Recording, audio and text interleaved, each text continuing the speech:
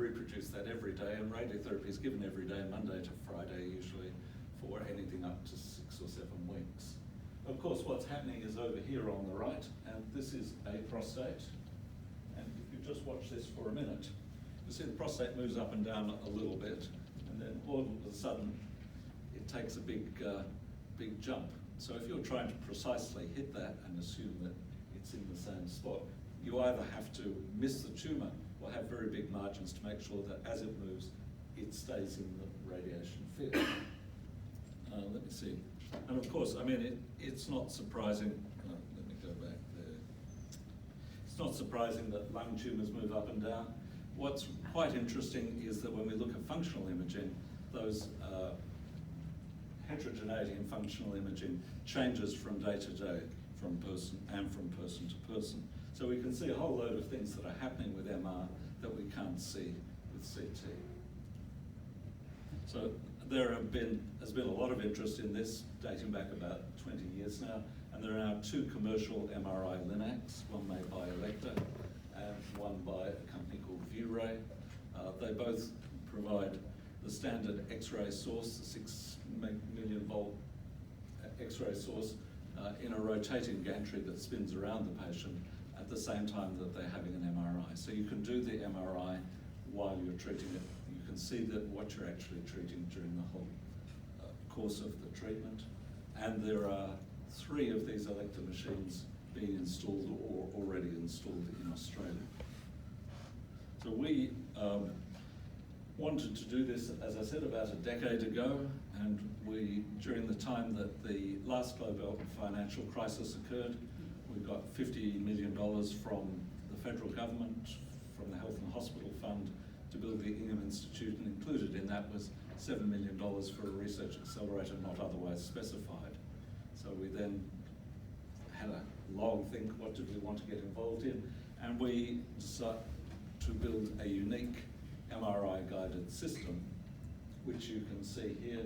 It's, and I'll show you another, perhaps clearer picture of it there on the left. So it's a split-bore MRI, and unlike all the commercial systems, the X-ray beam goes down the lines of magnetic force rather than across them. The person goes crossways where you can see that table. It's 1 Tesla, so it's about the same strength as a reasonably standard diagnostic MRI. You can see some of the images. I'm a bit worried if I just click on this, it's going to advance. But let's see if I can get it. And you can take moving images as well. About 4 frames a second at the moment, but we'd like to ramp that up to 16. And we've used it, we get resolution enough to be able to treat animal systems. At present, we hope to start human treatments early in, or later on this year. But the resolution is down to about 1 millimetre or so. So why do we want to do that? Well, because we want to take that original plan, which we worked out on day 1 or day 0 before they started. We want to use our image guidance, and we want to adapt the treatment to the way the tumour moves, the way the tumour shrinks, and ultimately to the way the biology changes. And these commercial systems have been in the marketplace now for about 4 or 5 years. There are some early results. This is work with pancreas. There is a pointer. I'm going to do something dreadful with it. Yes, I did something dreadful with it. Yeah. Anyway, the top panels show the different positions of the pancreas every day. So with this system, you can, first of all, identify your target organ every day, but you can also track it. So you can wait until it's actually in the beam, and then the X-ray beam comes on only when it's in the beam. So the pancreas is surrounded by a whole load of stuff that we actually like and use and is a bit irreplaceable, duodenum and other things. So it's very important if you're going to give very high doses without causing a lot of side effects. That dose only goes to the right spot. And these are the early results in terms of overall survival in their high dose versus the standard group. There's a randomized trial going on now to see if this result holds up. But promising extra dose leading to extra tumor control without increased complications. And And just to show you how that works, you can see this lung tube. This is the pancreas tumour moving in and out, and it's automatically gated. So once that little blue area moves out of the red, the beam turns off. This is pretty sophisticated stuff compared to putting pink Castellani's paint on someone's skin, pointing the beam. So one area where I think particularly our work at Liverpool can go is to use MRI guidance for proton and charged particle treatments. Proton treatments have an advantage that they enter the body and just stop at a certain point. The problem with that is the beam stops, you don't actually get any energy to create an exit image, and you don't really know where that where that proton beam stopped. So adding MR guidance would be a real improvement to the way protons are currently delivered. These are systems, there are only about 75 around the world, but they're expensive systems. The cheapest is about $60 million, and the most expensive is a couple of hundred. So adding MRI guidance to that would be a relatively small extra cost for the extra benefit. So we're currently holding our hand out in the next global financial crisis to see if we can get a proton beam. Thank you. Thank you, Michael. Thank you. Very, very pleased you mentioned protons, because we've been working for over 20 years now trying to get protons to Australia. There is a centre in Adelaide still waiting to start building, but we're obviously very keen to have one in Sydney. But just, I think perhaps really interesting presentation, perhaps under shows how difficult some of that stuff you're doing is, though. The image following and tracking in real time looks very easy to young people used to video games and things, but it's actually very difficult. It's taking a huge amount of work, both to do it, but also to actually validate it, to make sure that it's really following. I'd be a little bit scared, so just for the non-radiation oncologists in the room, we have a lot in between old CT guided and the future possibly of MR linacs, which are non-standard anywhere in Australia at this stage. With cancers that are easy to see on a CT, we have Rectal, we have diffusion markers, we have lots of things we use to make it much better than the old CT will just aim at what we thought was there on planning day. So that's certainly, everyday treatments are there with us now that are seeing what on the day of treatment, people are having scans, and the treatment is being, the field is being moved to where that tumour is, and so it's not one or the other. Look, there's no doubt that we get very high precision with our current techniques. Absolutely the case. And that's why I don't think the real benefit of MR linacs is going to be on just the precision part of it, but it's also going to be on the functional adaptation, which I'll talk about next. But there are some issues with this. We scan people every day, but we only scan them we don't actually image them during the whole treatment. We scan them either before, in the middle, at the end. It is very precise. We can see and we can track some fiducial markers in the prostate, but always we're looking at surrogates. So we're assuming that surrogate is still a valid indication. And it would be much better if we could look at the actual real thing in real time in the long run. And I remember these arguments when CT first came out. What we really want to use CT for? Do we need that amount of precision? But we found that precision has improved our results and reduced our complications along the way. But I totally agree with you. Radiotherapy is very safe and very precise at the moment. The gains are going to be from some of the integration with the biological information that we get out of MR. Time for one more quick question. Thanks, Michael. I just wondered, did you get a sense that you see an increase in fibrosis as a wound repair response in certain organs when you administer radiation? You mean some organs get more fibrosis post the radiation? I don't think so. I think a lot of the problem is the uncertainty about the dose that was delivered.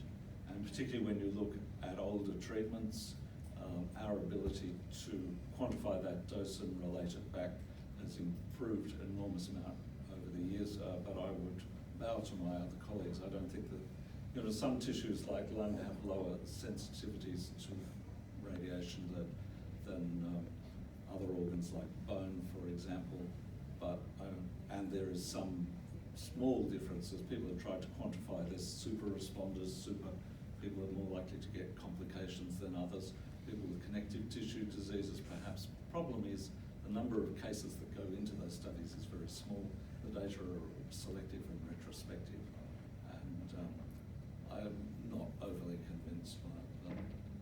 I think about it's my facilitators. Yes, no, it's a very valid point, and certainly a lot of late radiation toxicity is related to fibrosis. But one of the really important things, I think everyone is that one of the big things in cancer treatment, following Michael's been saying, is not so much that we get better results, which we do, but the toxicity has been reduced enormously by these new technologies, by reducing the amount of normal tissue that's treated. And that's where protons or other particle therapy potentially has an enormous benefit in that exit dose beyond the tumour. So you're not treating, say if you're treating the pancreas, you won't treat the spinal cord at all if you're treating from the front. You'll be able to miss it, or you can miss the bowel if you're treating from the back. You have great potential. Sorry, there's just one more question at the front. We'll leave it to the end. Okay, we might thank you very much. We'll move on to the next section, which is now going to move more into biology as well. Response prediction. So one of the nice things about MR is you can program it in lots of different ways, and to measure a number of different cellular processes and tissue processes. So this is particularly the case with diffusion MR, which looks at how much the water can travel during the scan. How far does it diffuse? How much signal do we lose because of diffusion? We can look at contrast, the biology of the contrast coming in and out, and we can then integrate those things to get a quantification in 3D of the tumour heterogeneity. But we can do this not just once, but we could continue to do this. And this is where I think the really interesting aspects of MR guidance are going to come through, is that we've never really been able to do this virtual whole tumour biopsy every day during treatment or even every week. We can take little pieces of tissue, but we can stick probes into small areas, but we can't get an idea of what the whole tumour is doing in any other way. So one of the challenges, of course, is to figure out what is worthwhile, what actually is meaningful, what does it mean anything at all, and to get from some very high field systems, which I'll show you later, to what we use in the clinic. So this is a standard MR. This is a rectal cancer. You can see the cellular, it's got restricted diffusion and it shows up quite nicely in that middle panel. And if we had the lights off and everybody used their eyes of faith, you could see the diffusion of contrast coming into the bottom panel. And each tumour has a different characteristic, and this changes over time, and particularly with treatment. So we have set up a biomarker pipeline using a 14 Tesla high field system at Western Sydney University. This has a bore about so big, so we've only been able to do ex vivo, so rectal cancer specimens in this case. These are the couple of images in the middle there, but the idea is to create this pipeline to look at the different regions of tumours, to map this out, and then to eventually use this to guide treatment and to measure treatment response. So with this is a 12 Tesla system that we did some of this work on, but you can really identify different areas within the tumour. You get a resolution here of about 200 microns. And this is using diffusion tensor imaging, which is saying what direction is that water going. So we can now easily tell tumour from collagen and correlate it quite well with the microscopy, and therefore correlate it with microscopic markers. The real question is, can we turn this into something that we can see on a 3 Tesla magnet, which we have in the clinic, or 1 Tesla MRI LINAC, 1.5, and there are a number of imaging techniques. Obviously MRI gets faster and better over time, the processing gets better. One technique that we're exploring at the moment is this idea of super resolution imaging. So you take your high resolution image, you then take the same sample, put it on a low resolution image, and you train your machine learning to say, how do you make this one, the low resolution one, look like the high resolution? It's used in astronomy and it's used in photography at the moment, and apparently in histopathology. That's probably why those reports take so long. But we, as I said, we're exploring this as a biomarker. So that was only just a very quick thing, and I might just move on to how we're going to then use that to target heterogeneity. So I think lots of people would have seen this paper. It's a very nice review of genetic heterogeneity in cancer. Heterogeneity is the reason why cancers fail, why they come back. We select out the bits that are responsive, they die off. The bits that aren't, they're the bits that grow, that come back, that have different biology and different behaviour. We've known about this for many, many decades. I think now that we start to have an opportunity to measure it and to target our treatments accordingly. So that, of course, is not just radiotherapy, but how we would target different drugs, immune therapy, all these things, rather than just looking at one marker, do you have this one gene or not? What we really need to know is what's the whole tumour doing, but also how is it evolving? How is it likely to evolve? Can we get one step ahead of it? So MR offers some insights into this area as well.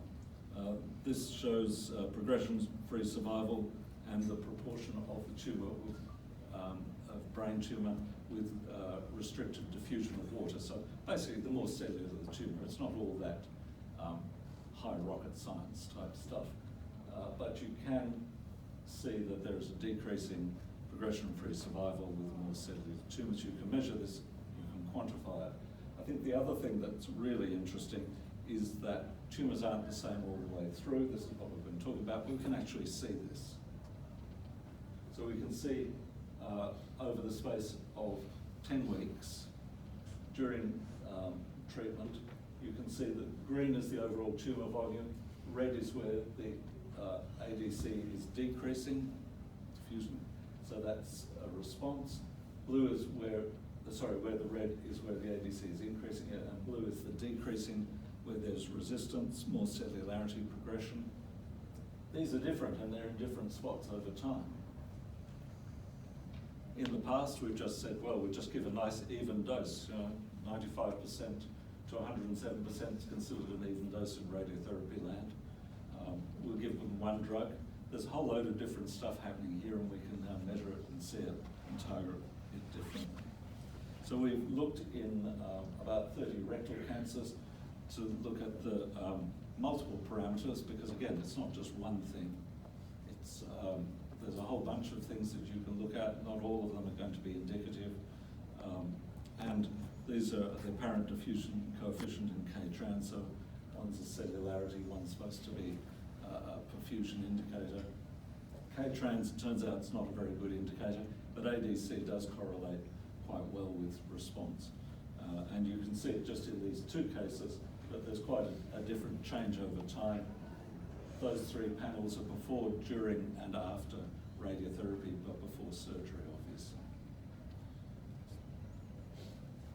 So the other thing that we can use is just to say, well, we know this tumour looks different to the other tumour on imaging. Why is it different? Is it rounder? Is it rougher? Is it fatter? Is it smaller? Are there some features that we can pull out of the images that we already have, the great body of data that we have about outcomes? Can we pull some features out of that using machine learning? I must admit I feel very uneasy about this, but it's going around at the moment under the name of radiomics. The reason I'm uneasy is there is no real rationalist connection. So ADC, apparent diffusion coefficient, water movement, how cellular something is, there's quite a good basic line of reasoning in it. With this, it's just, I think, a little bit about phrenology. Can we read the bumps of the tumour? Can we use an AI to work out what your personality is? However, that's what we're doing at the moment in some areas. Because we have vast amounts of data, each hospital sits on about 600 terabytes of imaging data. And there is some work to show that some of the radiomics features do correlate with outcomes. And certainly we've been better able to classify lung cancers using radiomics features than we have with the standard TNM staging. So if we get that response, if we want to personalise that response and adapt, there are a lot of things we can do. Obviously we can have our very fancy MR LINAC, but we can also just decide that if the tumour is not responding during the treatment, we should curtail the treatment if this is a good prediction of response overall. Perhaps we should intensify the dose. One of the things we can do with this rectal cancer study is if we've got a very good responder, perhaps we shouldn't submit them to surgery and abdominoperineal resection. So it's not just a matter about adapting one particular treatment, but being able to pick out the right treatment for people. We know for rectal cancer about 30% of people have a complete response and not need any further treatment. Could be up to 60% in some cases. So there are many ways that we can use this information, looking at the way the tumours behave, the changes in their heterogeneity over time, to personalise people's treatment. So I just want to stop there, and then I'm going to talk about my wacky idea. Yes. Thank you, Michael. Questions on that part?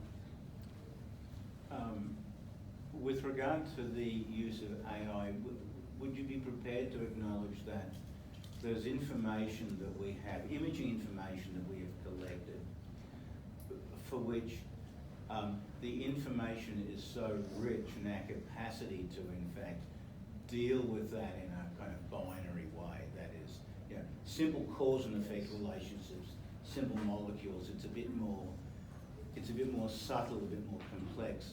Do you see an opportunity for effective mining of imaging information that can be correlated with patient outcomes, is capable of producing an algorithm that we may not be able to reduce down to 2 molecules, but nevertheless is predictive of what might be the best therapeutic approach? Look, this is already happening. As I said, there's the lung cancer side, but I think just the clinician side of me actually likes to see the nuts and bolts and trust that A is connected to C by B and not by Z or some other thing. And is it going to work the same? So we're also going to have new ways of testing these algorithms because while it will work on your data set, might work on your training data set, does it actually work all around the world everywhere we apply it? We're not talking about physical principles. How's the data formatted? What was collected in the first place? A whole load of other things. And regulatory bodies are not very good at evaluating software. We had a number of radiation accidents around the world with FDA-approved software many years ago, and that's basically because the FDA really didn't know much about software. So this is the problem multifold, because you're now talking about your natural language, not that language, but machine learning that's run on GPUs very fast. You've got huge, thick models that are just about impenetrable. So you really don't know what's happening with them. And then some of them are just producing stuff you already know. So a lot of these radiomics features actually just correlate with the volume of tumour. I think that's the point, though, isn't it? A lot of it you may have to work backwards. That once you've found what the connection is, you then can. And because it's not just in software. Obviously, software in planes has also been very poorly evaluated by government bodies. If you're daft enough to fly Boeing, these things do happen, and the terrible accidents happen due to lack of not thinking things through. Sorry, David. Has the field gone for long enough to say you can tell out long-term outcomes? So you've shown short-term, you can tell about response or not, and whether you abort or not have to go to surgery. But that decision about not going to surgery is predicated on confidence about the 10-year outcome. Has there been enough data to do that?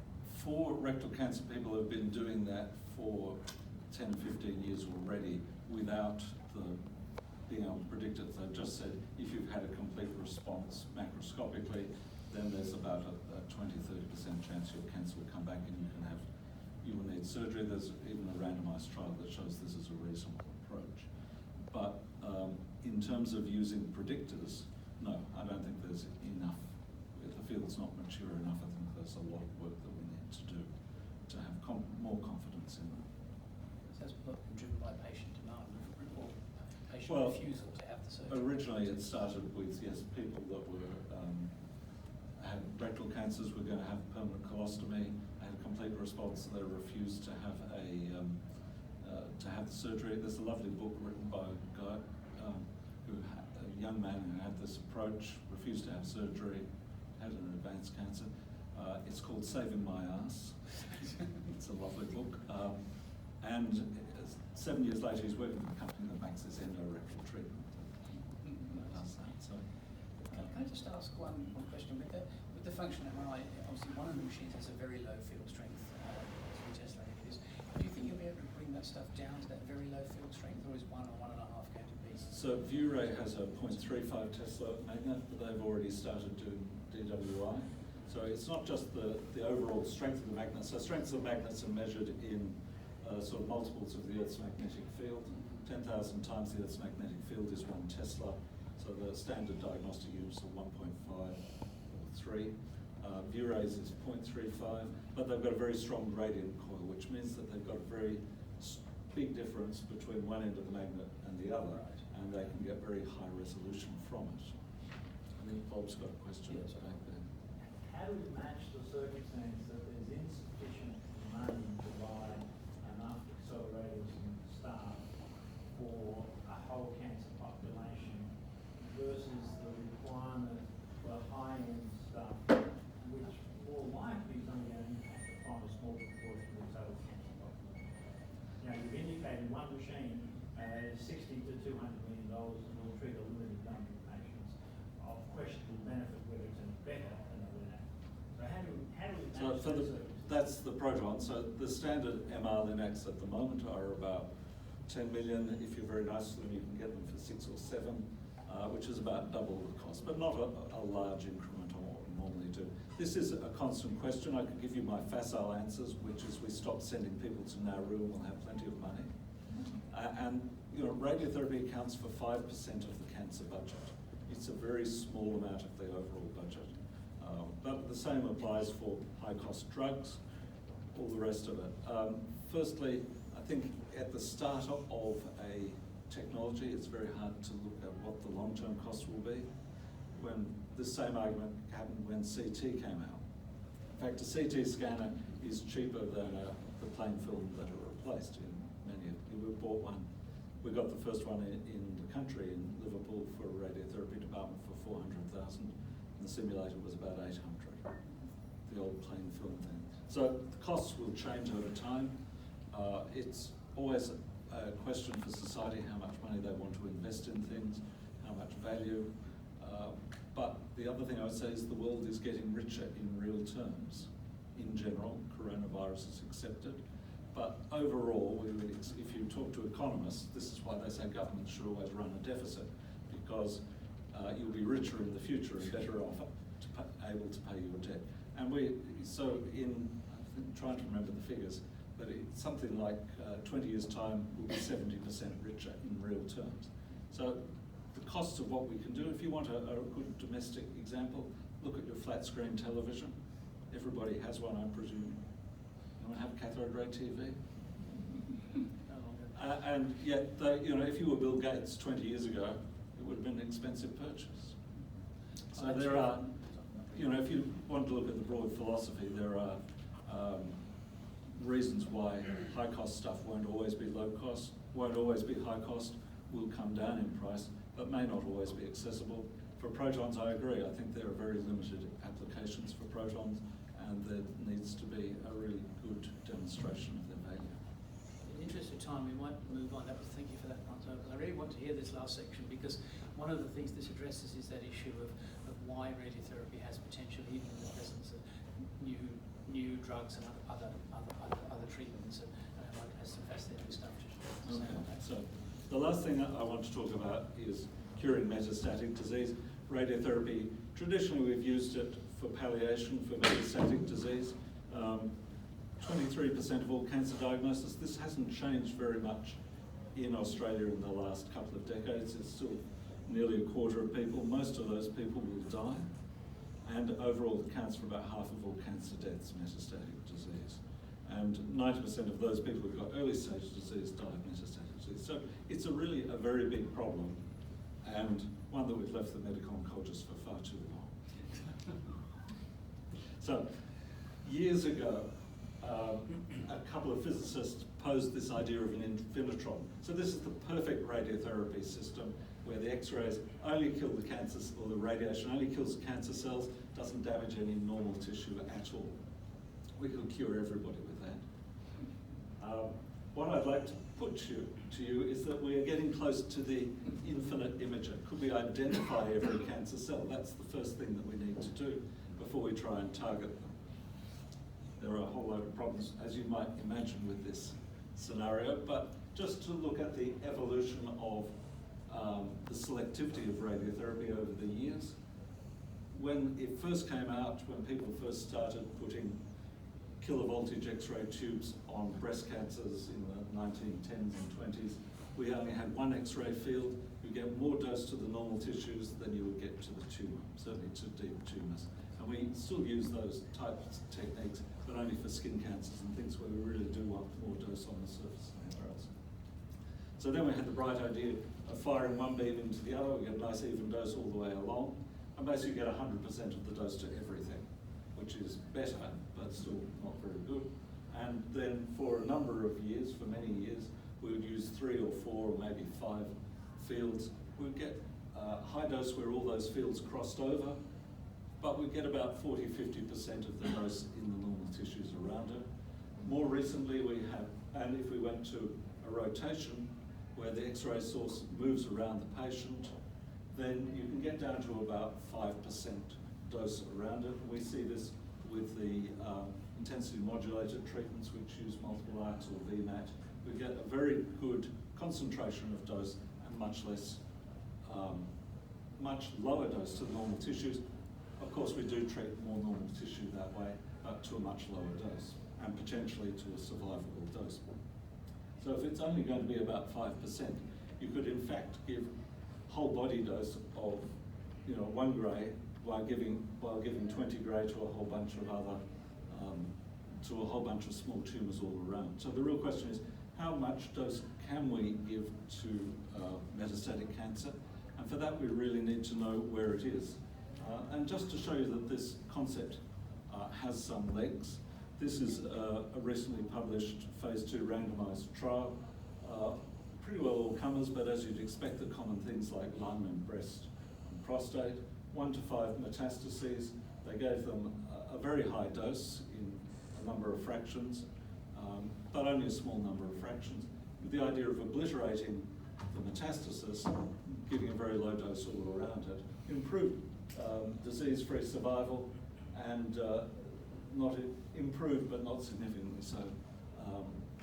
And I think the study was really powered to look at overall survival, and they had a couple of deaths. Interestingly, one was a subdural after gastric surgery for someone who had bleeding from their dexamethasone, so a kind of tortuous route, but they wouldn't have had the steroids if they hadn't been treated. On the other hand, I mean, there is a big drop in, big improvement in disease-free survival and potential to improve overall survival. So we used to think metastatic disease was all the same, that once it had spread you couldn't cure it. Then now we've thought, well, maybe if you've just got one metastasis, you can cure that. And anecdotally, I think many of us have seen people who've had one metastasis treated and then lived for many years. We've got more adventurous, we've gone to a whole hand, 5 in this study. Then there are now studies for 10. I think the real question is, how much? What is the dose-limiting tissue? The dose-limiting tissue is probably bone marrow, lung, maybe liver, depending on the organ that you're looking at, maybe brain, though we've seen some of the stereotactic treatments with 20 or 30 metastases treated in the brain, some long-term survivors. So we're interested in trying to quantify that burden of metastasis. There's really not very good data from a population level or risk level of how widespread are metastases, what's the ratio, and so in this, what's the ratio between the volume of metastatic disease and normal tissue? Where would you meet your limits? Is it with one very big metastasis or 50 very small metastases spread all over the place? So we're looking at PET scans because we can find the metastasis in the bone, doing a little bit of auto-segmentation, which you can see here, to identify them and then quantify it, and then we'll run this query over a few hundred lung cancers to start with, and with the idea that the high SUV areas we consider tumour and the low SUV normal tissue or bone marrow. Now Ivan's in the room, he'll probably contradict me. But the idea is to look at this therapeutic ratio to see how far we could go, and can we push this paradigm of treating metastatic disease beyond just the 1s, 2s, 5s, or how far can you count on your fingers and toes? Because there will undoubtedly be some people with widespread disease who we could treat, or we could treat them over and over. This would change the paradigm. Instead of waiting for people to have problems, we might want to know, do you have small volume metastatic disease? Should we be treating you now? Should we be surveilling you? Obviously, there's a whole bunch of problems and issues with this. It's by no means ready for prime time. Not all small cancer deposits will ever result in symptoms. So why would we expose people to the expense and complications of treatment? Some things might just be too big for us to control. Some things could be too close. Miliary disease around the spinal cord is not something that I think we could ever really attempt. And we might end up with a whole body dose that exceeds the ablative dose for the bone marrow, which is probably the most sensitive tissue. But perhaps we could take a leaf out of the books of the hematologists and transplant people. They certainly don't worry about ablating people's bone marrow. So that's kind of the last thing I wanted to say. And just to round up saying, well, we still need it in 20 years. 12 million people will need radiotherapy. We need 22,000 more machines.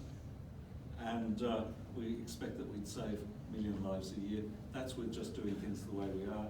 I think MR in particular will deliver a whole load of new ways of curing cancers. Questions on that section?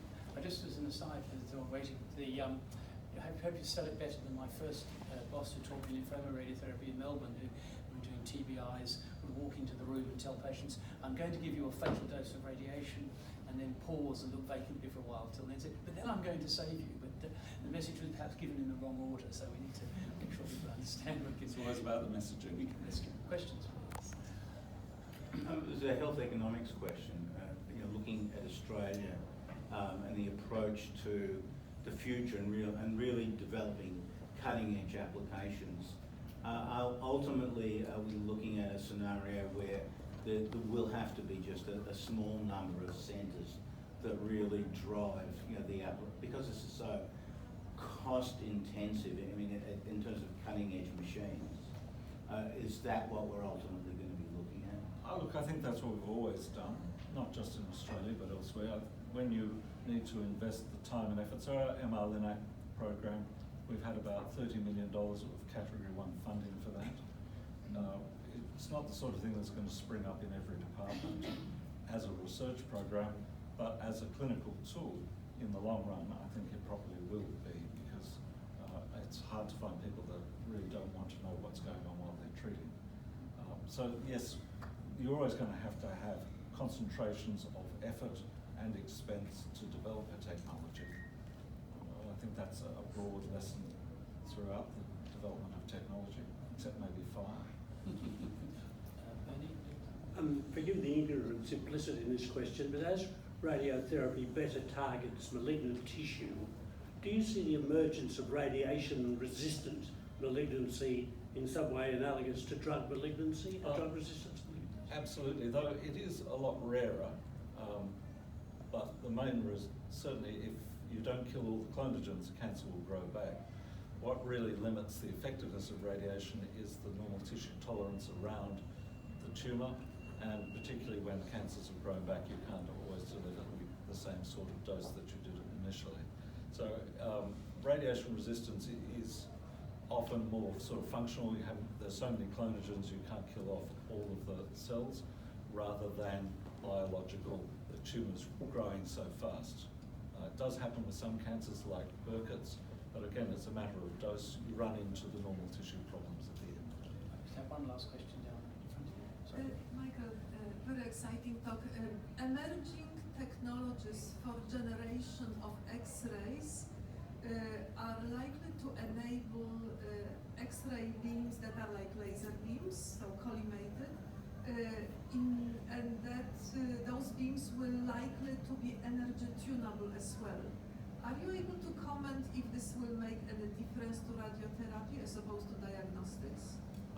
Look, it would be one thing I didn't talk about, but if you wanted to adapt to the heterogeneity of a tumour, tumours, we're talking about very small areas, and we really need a new system of X-ray or radiation delivery that's going to have the same precision as MR. So with MR, if we can get plus or minus, we can get about millimetres resolution with MR. You can't get that sort of resolution. Yes, you can get your position within a millimetre, but to try and give a differential dose from 1 millimetre to the next is not possible with the current X-ray technology, mostly because X-rays scatter in people, and they scatter to a greater degree than that 1 or 2 millimetres. So new technologies, particle beams, X-ray lasers, those sort of things are really something that we want to explore. We have a collaborator in Melbourne who's was involved in designing the CERN, the Large Hadron Collider, and our business is designing accelerators. So we're looking at what we could do in the way of experimental systems. Thank you. We might stop there in the interests of time. I know Boo wants to make an announcement in a moment, but before we do that, we might just thank Mike. And I'm sorry to start your career partway through. I came to Sydney after you, although I'm obviously older than you. And I'm much. And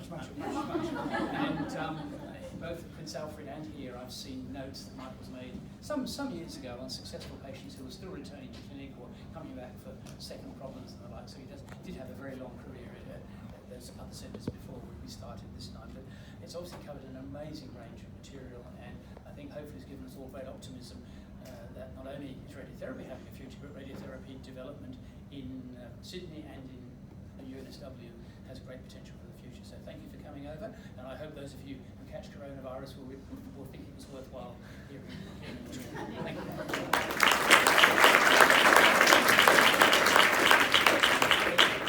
Chu would like to make some comments about what we are going on a more serious note to about coronavirus. Okay.